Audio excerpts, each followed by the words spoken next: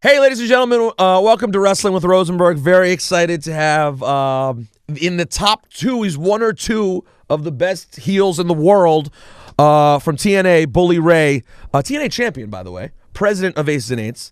Thanks for joining me, man. How are you? Appreciate it. No title with you today. You want it? It's in the car. You really is it in the car? Yeah. Oh, it would have been nice. Take a picture with the belt. I've never actually seen the real TNA title in person. It's a nice looking belt. When we're done talking, if you're a nice guy, we'll go get the belt. All right, fine. We'll talk about that. Now, let's start off with right now. How fun has since you've become predominantly a singles guy, how much fun have you been having? Actually, I've been having fun since the first day I stepped foot into pro wrestling. My entire career has been fun, and I'm not just saying that. The singles run hasn't been any more or less fun than my tag team run. This is always what I wanted to do since I was a kid. So, I wake up every day doing what I love. So it's always been fun. Even when it's at its worst, it's still fun. It's better than digging ditches. So, it's been great. The singles run is fun for me because it's something that I never, ever aspired to do, and I never thought I would do. Ever since I was a kid, I knew I wanted to be in tag team wrestling. So, Really? From the beginning, you interested in tag team? Day one. I mean, from day one, watching the Strongbos versus Fujin Saito or, Gurria and Martel and the Wild Samoans, I was always more attracted to tag team wrestling because I always found that 4 guys can be a lot more entertaining than 2. And I mean, I remember as a kid, doing, being the voiceover guy and, announcing, matches and doing the play-by-play. So always loved tag team wrestling and knew that one day when I become a pro wrestler, I want to have a tag team. That's really interesting because for so many people, it seems like singles is the dream, and a lot of them get relegated to tag teams when things aren't going as well. It's like, oh, we'll pair you up with so-and-so and throw you in there as a tag team. Yep, no, always wanted to be a tag team guy. Do you ever feel that you guys were put in the wrong era as a tag team? I mean, in one sense, it's amazing. You got to have this incredibly dominant run in 23 tag championships. How many with WWE? 10 of them? 8 of them? I think 10. A lot. Yeah, I think 10. So, in one side, that's an incredible upside. You guys are totally dominant. In another sense, while you had Edge and Christian, and you had who else? Hardys. And the Hardys, of course. And then later it was a little bit not necessarily as wonderful as it was then. La Resistance and some other teams that were fun, not as notable as Edge and Christian and the Hardys. But in some ways, did you feel that you missed out on even the late '80s when you had the Hart Foundation, Killer Bees, British Bulldogs? I imagine you would have loved to have existed in that era as well. One of the coolest compliments that was ever paid to me, sitting at the bar one night with the Undertaker, and he said, "Bubba, you and Devon came 10 years too late." He goes, "You belong back then." I believe he was saying that when we would have fit in so well with the guys back then, and it would have been great to be able to wrestle, those great tag teams. And be in the ring with those great. We didn't even mention LOD, Demolition. I mean, it goes on and on. All of the great teams that were there, and me and Devon were very lucky to have guys like Edge and Christian and the Hardys, as were they to have us to create that special last great era of tag team wrestling in the WWE. But yeah, always loved tag team wrestling, and it's a shame right now. It actually bothers me that it's almost extinct. Well, when you just throw people together, that's not a tag team. Sure, I mean, but I believe that we live in a very selfish world, and I believe that wrestling has become even more selfish as time has gone on. I don't think guys want to share the spotlight anymore. The one thing that made me and Devon so successful is we were very comfortable sharing that one spotlight. We totally knew that, without me, he was nothing, and without him, I was nothing. And that's what made the team special. We got along, we traveled all over the world, and it worked. And we were very happy being a team and having our success come that way. How much of a factor do you think it was that you guys shared the same name in the ring? Did that like the fact that you guys are perceived as brothers, I wonder if that inherently makes you guys less egomaniacal, and makes you rely on each other that much more. Never really thought of it that way. It's really just popped in my head right now. We just had a great chemistry. I mean, there were 8 Dudleys, But I'll never forget the day that Devon came in, and me and him feuded together at first, and we had this great chemistry. And I sat back and I watched, and Devon had gotten paired with Axl Rotten in ECW, so they were out there being a team. Well, people were booing Devon, but they were cheering Axl. Nobody wanted to hate Axl Rotten. He had spilled too much blood in the ECW arena. The fans appreciated him. So I knew it wasn't working, and I knew deep down inside I was a heel, And when I say heel, I'm not a heel and I'm not a babyface. I'm just me. I just knew that my natural personality lean that way comes across as not being the most liked guy in the room, which is totally fine with me. Yes. So I went to Heyman and I said, put me and Devon together, and I think we're gonna have something, and we did. How did the relationship with Paul Heyman start for you? On September 28th, 1995, I showed up to a bar in Middletown, New York, trying to get on an ECW show. I had known Dreamer and I had known Taz from the Northeast Independents, more specifically IWCCW, and got there early and saw Tommy and said, "Hey, is there any way possible you could introduce me to the promoter and maybe get something going on here?" And Tommy said, "Stay right there. I'll be right back." When he went and he spoke to Paul, and Tommy came back and said, "Okay, he's going to give you a shot tonight. But whatever he tells you to do, make sure you do it 110%. Don't ask no questions. Just go out there and knock it dead." And what did he tell you to do? What did Heyman tell you to do? Here's the great part of the story. Show was about halfway over, and I still didn't know what I was doing. I didn't know who I was wrestling. I didn't know what the hell was going on. And I go up to Paul, "Excuse me, sir. Really sorry to interrupt you as your show's going on, but I don't know what I'm doing." "Relax, kid. I'll let you know when the time is right." Well, the time was right one match before the main event. And he pulls me on the side. He says, "You're Bill Alfonso's bodyguard. And 911 has been trying to get to Bill Alfonso and chokeslam him. Well, tonight you're going to get chokeslammed by 911. And that was it. Went in the ring, took the chokeslam from 911.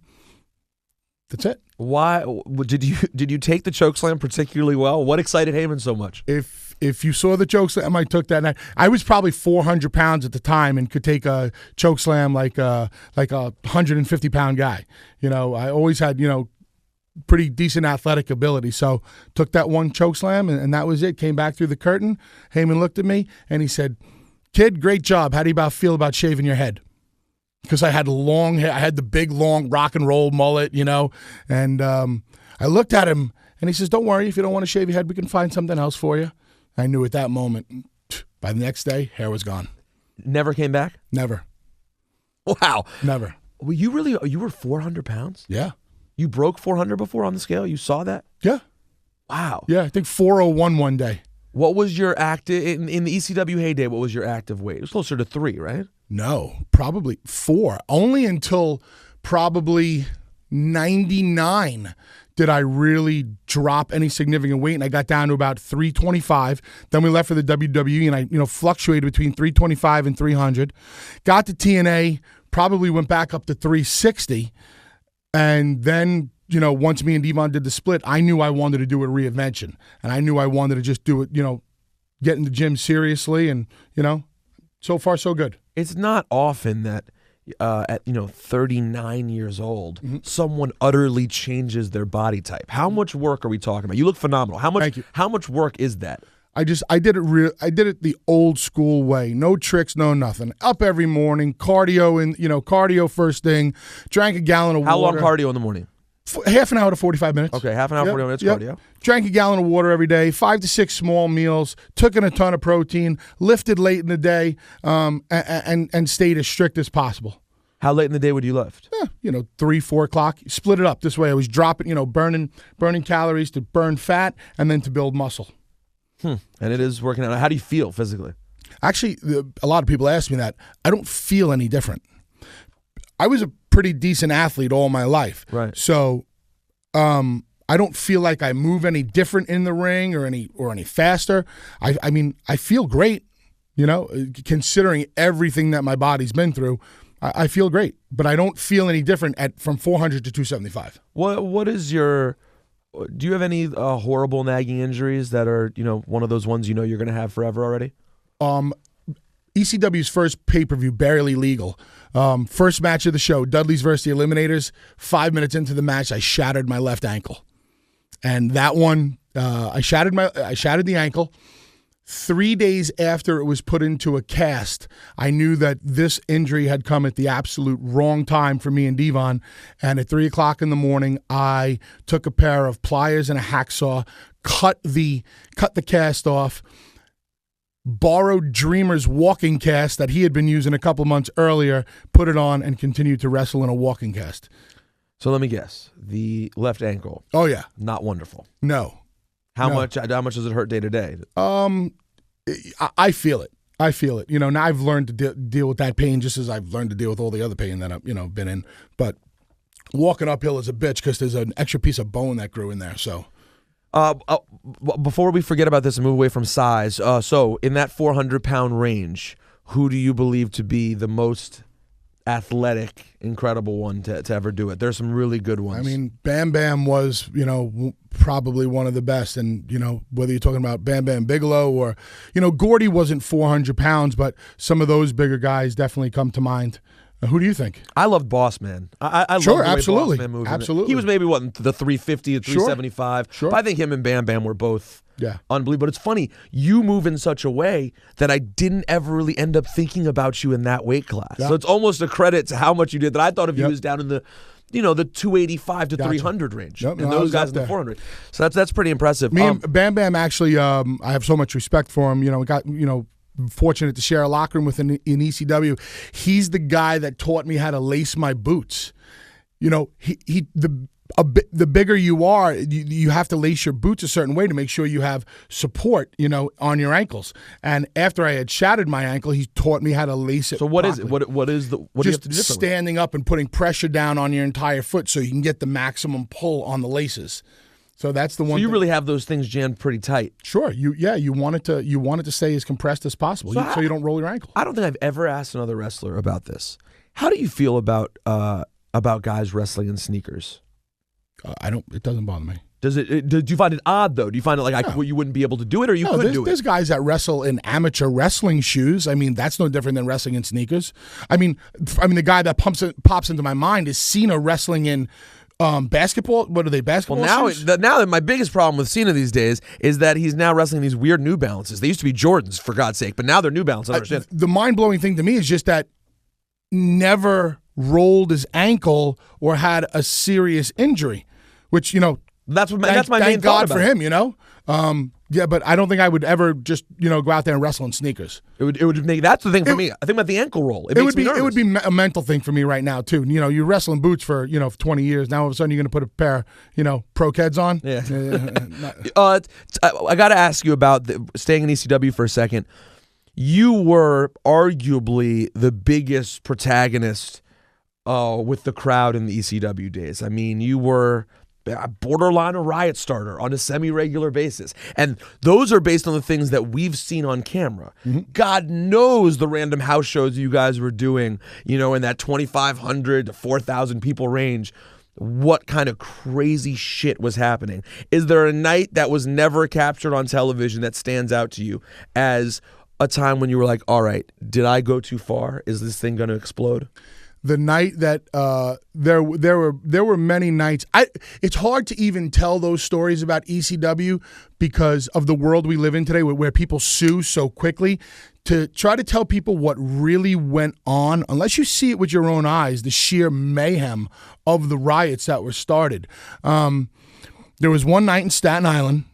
Off to a good start.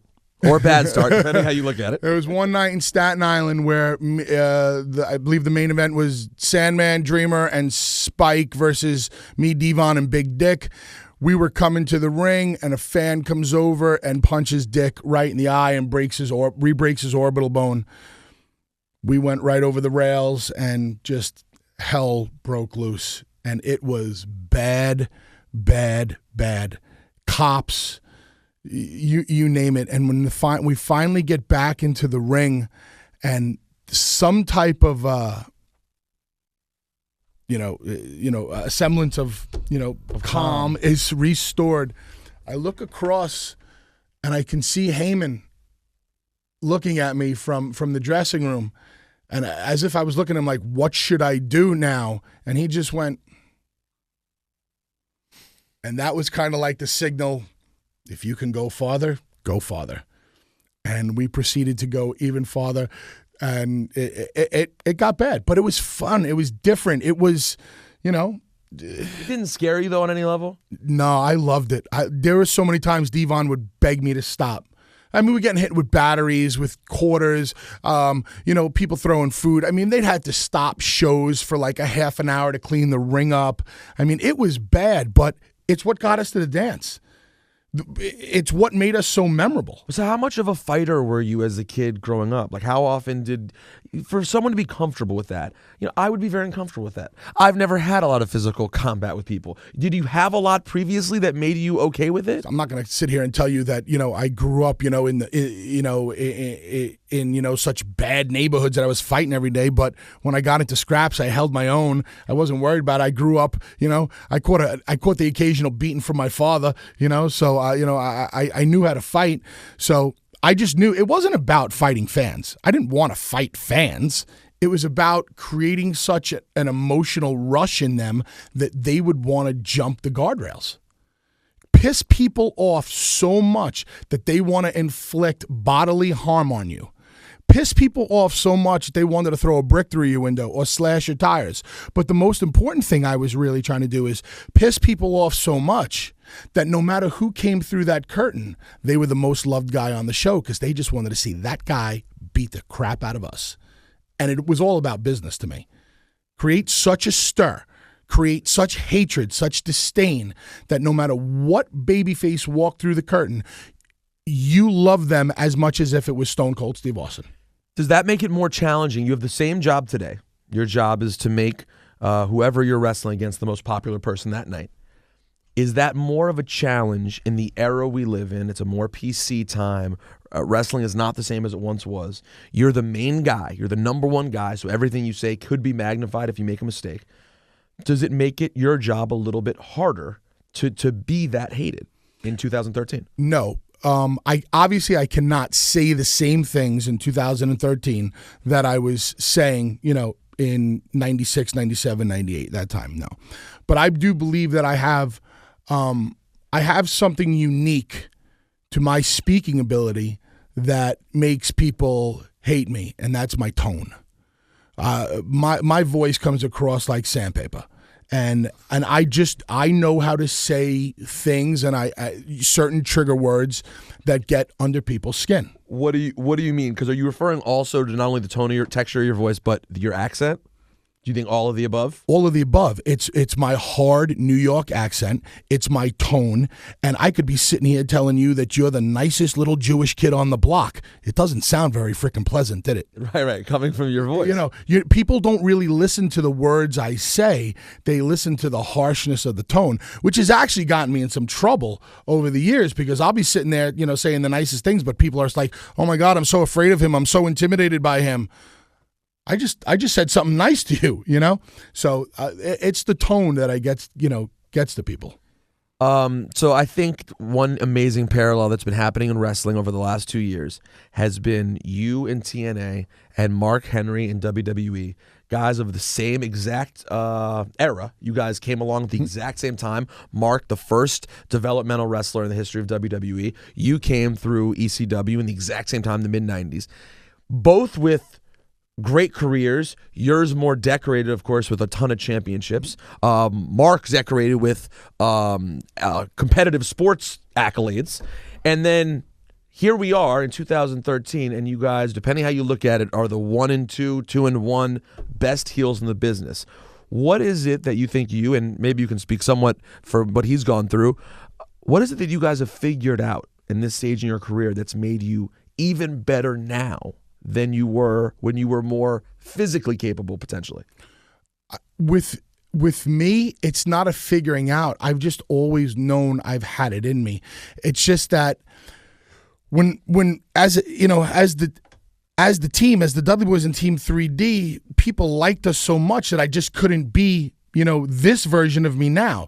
It kind of took the act around the world and gave the people what they wanted, and, with the tables and, and the 3D and all that. So I really couldn't tap into my, my true personality too much, because that's not what the people wanted to see. When I went off on my own and I knew I wanted to do the reinvention, I knew right from the beginning, listen, I didn't reinvent anything. I am typical wrestling bad guy 101. It's just how I do it and how I say it. So, it really, to me, it's not like some, light bulb went off and said, oh, this is how I'm going to get people to invest in me. I'm giving you today a version of Bubba Ray Dudley from 1998. It's just, it's actually a little watered down because of the things I, can't say. That's what works for me. Imagine if we had... For Mark, he is just a big, bad, intimidating... I mean, so am I to an extent, but he's even bigger. He looks even better. He looks even more intimidating. His ring skills have improved so much. And now to do what he did the other night, take those people down that emotional roller coaster, he brought them to such a level where they were crying for him. They were so into him. They were so respectful of him. Oh my God, Mark, we want to, send you off with open arms and give you a big hug, and we love you so much. Thank you for busting your ass for us. And then he shoved it straight up their asses. And I have to tell you, this is the first time I've gotten to speak on it since this whole thing happened. And a lot of people who watch my interviews know that I'm friends with Mark, and I'm somewhat subjective when I talk about him. Him and I had lunch about 4 months before WrestleMania, when he was still working towards his comeback. And I hope he doesn't get mad at me for saying this, but he told me that idea from that minute. It was straight from his head that he wanted to have. He actually included some other things. He was talking about bringing out other wrestlers who he wanted to groom and then potentially destroying them also. But he really knew. He was like, and this is what I loved about the mentality for you guys, for guys who are so good at being this bad guy that we love to hate. He was, because Mark was already killing it as a heel, as a bad guy. And then he goes thinking about, not how can I become a babyface, how can I make them hate me even more? Sure. And because he's done such great work the last year, a lot of the smart fans have grown to really love him because his work's been tremendous. So they were ready to say, oh, God bless you, what a run you've had. Thank you. Not the same thing they would have said 3 years ago when it felt like WWE was kind of forcing him down your throat in these random storylines that didn't mean very much. But he's meant a lot the last couple years, which is the same thing you've done. In my opinion, your storyline with Brooke Hogan, I think a lot of people, your relationship with Brooke Hogan, where people were going, oh, what is this? This doesn't make sense. Old Bully Ray with young Brooke Hogan, this is crazy. And I commend TNA so much because they did something that's so rarely done in the business these days. They took their time. They just let it build. And even the smart fans like myself are going, well, I don't know anymore. I'm not quite sure. Wait. I have to think this guy is going to turn on Hulk Hogan, but I don't know anymore. And that was the beauty. Were you satisfied with what they allowed you to do with that and how much freedom you were given to let that thing become what it could be? I think the fact that the wedding popped the biggest rating that TNA has done since the day Hulk stepped foot in the company says it all. People were really interested in it. Yes, I'm very happy, where it has gone. Do I think it could go even further? I think it will go even further. I think people need to really, stay tuned. The Brooke Bully Hulk story is no different than can happen in anybody's home any given day of the week. Pretty girl falls for the bad boy, brings her home. Daddy don't like him. Daddy says, no, you can't hang out with him. But she says, Daddy, I love him. And she winds up doing it, and, the bad boy screws her over. Now it's just a matter of time of how many times the bad boy is going to screw her over. Because it's happened from since the dawn of time. Absolutely. And that's why this has worked so well, because people can relate to it.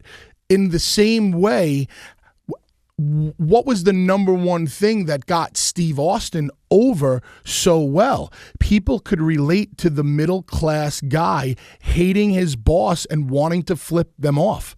That was the essence of what Steve was. Why did people, how did a New Yorker, how could they relate to a guy with such a heavy Southern accent like Steve from Texas?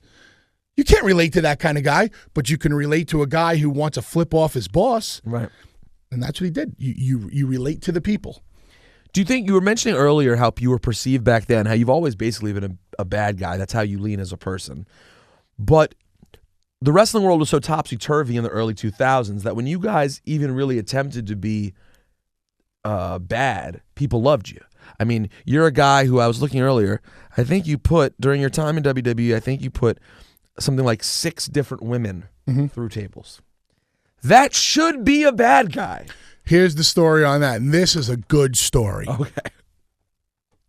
We come in from ECW to the WWE, and people are very excited to see us there because obviously ECW at that time, at its heyday, and me and Devon leaving was a very, very big deal. So we get into WWE, and the people are cheering us like crazy. And Vince doesn't want any part of it. Vince wants us to be, quote-unquote, bad guys. And he pulls us on the side one night, and he goes, I got it. You're going to put a woman through a table. They'll hate you. With all due respect, sir, no, they won't. You said that. You knew. Absolutely. I had one of the things that I enjoyed most about being in WWE was the very good business relationship I had with Vince McMahon. I never feared Vince McMahon. I respected him. I always was able to go talk to him, knock on his door, talk to him about anything business-wise, and even a couple of personal things here and there. Great relationship with him. So I said to him, with all due respect, sir, it ain't going to work. Why not? You're a low-down, dirty son of a bitch. You put a woman through a table. Well, the people are going to probably like it. No, they're not. And the first girl you're going to put through a table is Terry Runnels tonight, right here in Philadelphia. God damn it, they'll love it. In Philadelphia? Vince, that's not a good idea. I think I'm almost positive it was in Philadelphia or wherever we did Mae Young, but I knew that it was not going to go exactly the way he envisioned it. And, once that started, the rest was history. They would cheer, putting women through tables. I mean, the whole Mae Young thing is still, it's pretty legendary. Tell us, so how does that go? How do you do it? How do you protect her? How does she, just tell us about the Mae Young through the table. Mae Young, first time we ever had to do anything with her in the ring with Mark Henry. We had to give her the what's up headbutt, which is the diving headbutt to the crotch. So I picked her up in the ring, and I slammed her, and I put her down very respectfully for an 80-year-old woman who... How much of a conversation is there with her before this about how it's going to go? How cool is she? This time there wasn't much of a conversation because it was a pretty easy and basic thing. Mae, you're going to get slammed, you're going to hold your legs open, blah, blah, blah, blah, blah. But Mae has always been super, super cool. So she just says yes. She's like, okay. Beyond cool, and I'll even show you how cool and how tough this woman really is. So we give her the headbutt, we do the whole thing, and we get into the back, and she comes over to me. Hey, hotshot, if you're going to slam me, you slam me like one of the boys.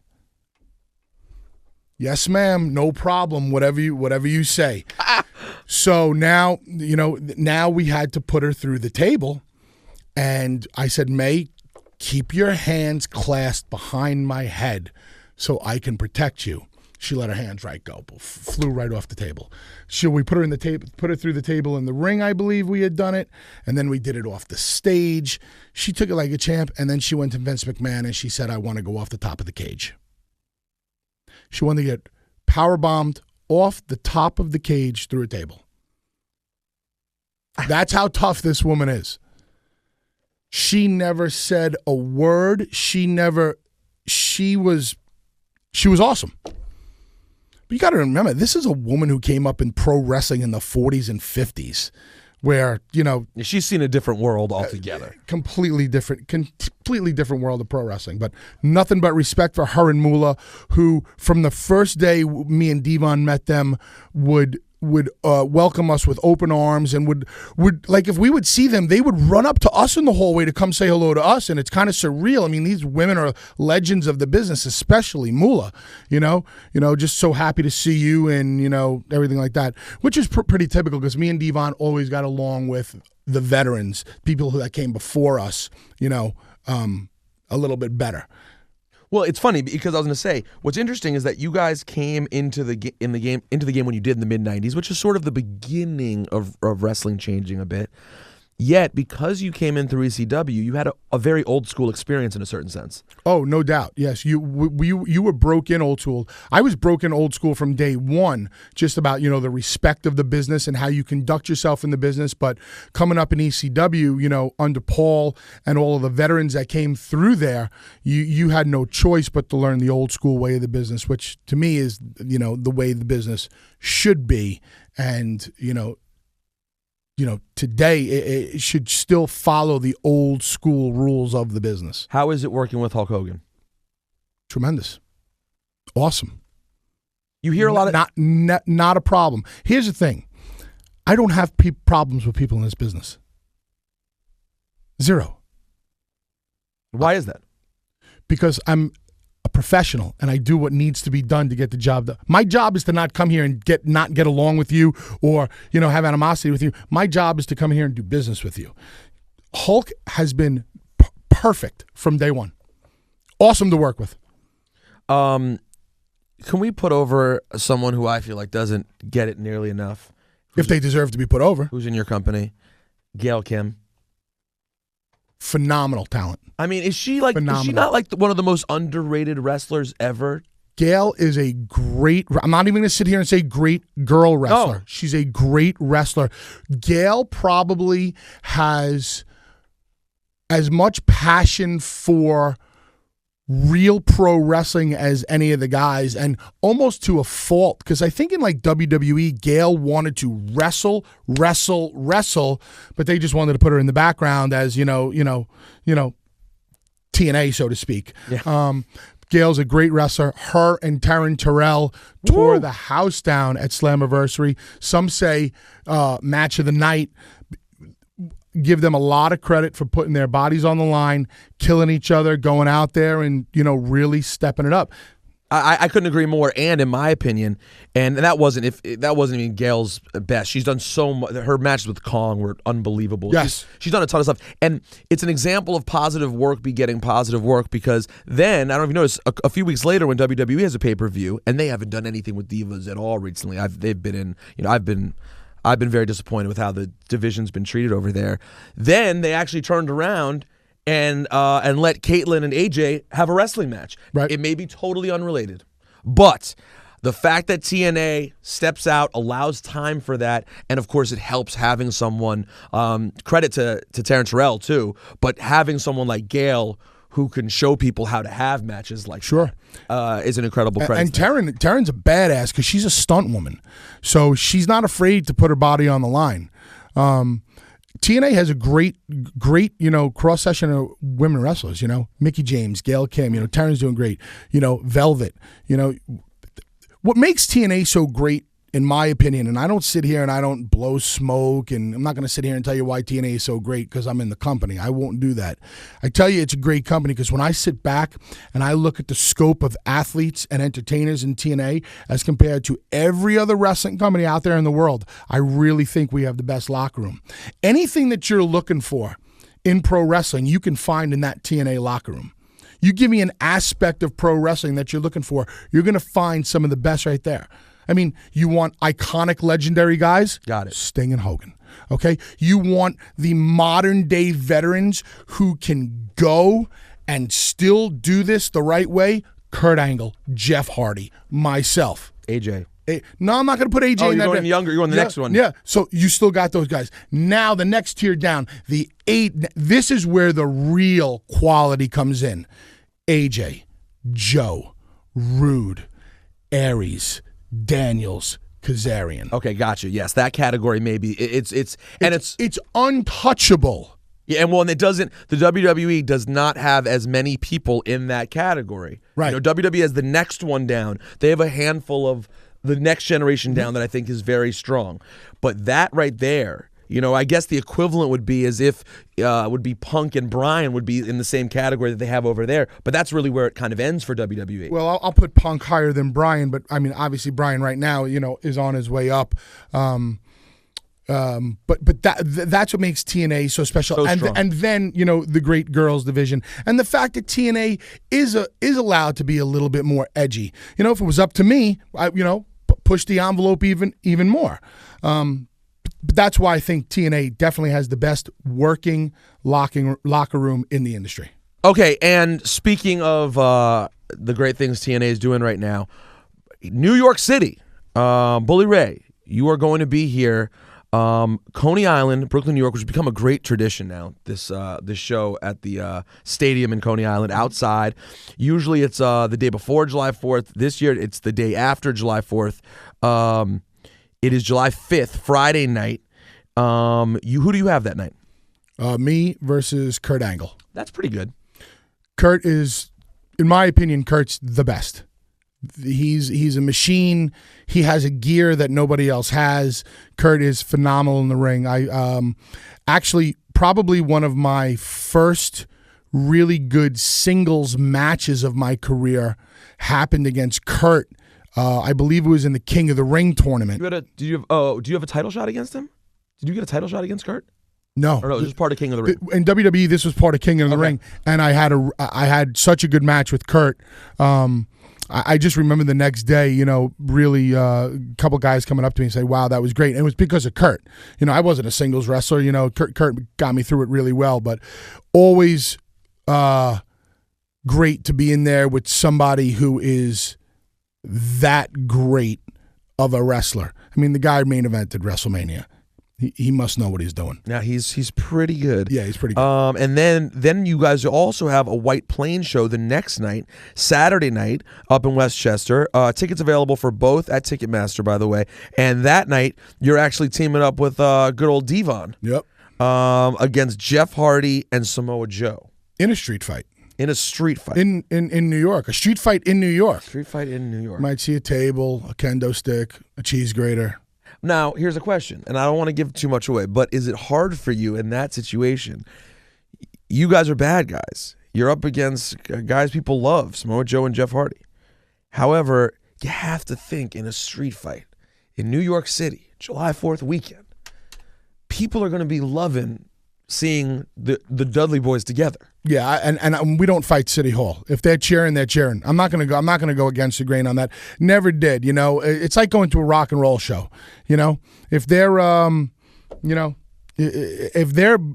if I'm going to see Kiss and Kiss starts playing acoustically and I start booing, they better start plugging some stuff in.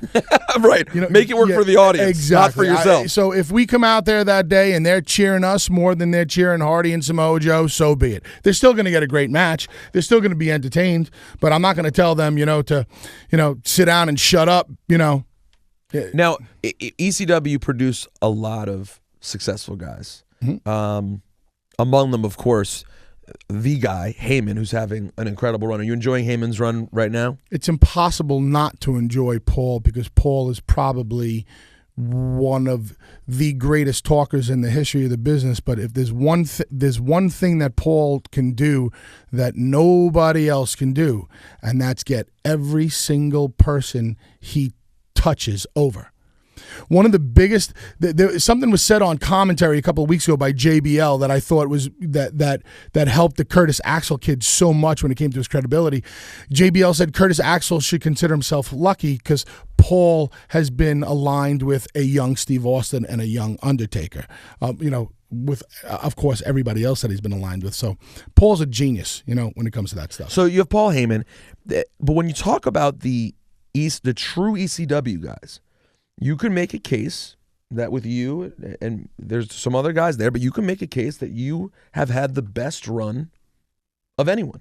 You're right there in the for a true ECW guy. Not a guy who came through like Austin or Jericho or Benoit, but I'm talking about a guy who really was ECW. I thought about this once or twice, that exact scenario, and I say this, I'm not saying this with any kind of ego, this is fact. Me and Devon are the most successful, purebred ECW guys. I challenge you to tell me a different one. Well, the argument people would have, if you were to bring up one, would be RVD. Measure his success. Let's measure success in the business. Would you consider RVD to be the most successful guy in his genre of pro wrestling ever? No. Would you consider the Dudley Boys to be the most successful tag team in their genre ever? Yeah. There you go. That is a tough one. And also, and in fairness to RVD, and when I say, I'm not saying we're the best ever. I'm not saying we're the greatest ever. I'm saying successful. Success in business. Well, and that's what I was about to say. With fairness to RVD, your desires in doing so are vastly different. Sure. Right? I sure. mean, I think RVD's satisfaction, as we all know, he's okay being on the shelf, enjoying himself for a while. That's kind of what Absolutely. RVD does. Are you excited to see what he does when he makes his return to the biz? I am, because knowing Rob as well as I do and working with him as much as I have, and just knowing the state of the industry today, it's more of a conform. Seeing how he fits in is going to be interesting. Not that he can't do it, not that he's not a mature guy and can't conform, and it just will be interesting. You can't. He's a free spirit, and when I talk about a free spirit, I mean a free spirit as an entertainer in the middle of the ring. I'm not talking about personal life. In WWE, sometimes you can't be as much of that free spirit as you want to be. You can't be the version of yourself that you want to be, and sometimes you feel a little stifled. So that's what I'm going to be, really interested to see. All right, final two questions. First one is there are some guys who you worked with in the ECW days who I saw pop up on the ECW documentary recently, and I certainly, they don't look like they're doing how you're doing. Mm-hmm. Are there guys you worry about from that era? And can you ever do anything to try to talk to them? Because in a lot of cases, your life went a different direction than some of theirs did. No, I don't worry about them. We all had the same opportunities. We all had to make our own decisions. I made mine. Devon made his. They made theirs. No different. With ECW, it was an even playing field for everybody. You either you made it or you didn't make it. You did the right thing or you screwed up. And those guys that screwed up. What can I tell you? Listen, me and Devon did kind of give back to those guys in a way, because when TNA did their what was it called? The extreme thing, the reunion type the deal. 2.0, me and Devon really weren't on board with that at all, because let's face it, we can't top what we did in ECW, and we can't top it what we did at One Night Stand, the original One Night Stand. I don't ever like to go back, and I don't want to take a step backwards. So that night we were pretty against it. But when we sat back and we said to ourselves, you know what, this is more for those guys, so they can have their closure, so they can have their final farewell, so they can maybe get one last payday. So we'll do it for them, and that's why we did that show. This is a tough question, because I know you're the face. I mean, right now you are the biggest face. Ironic word to use, but right. You are the face of the company right. At TNA. That said, you're doing the best work of your career.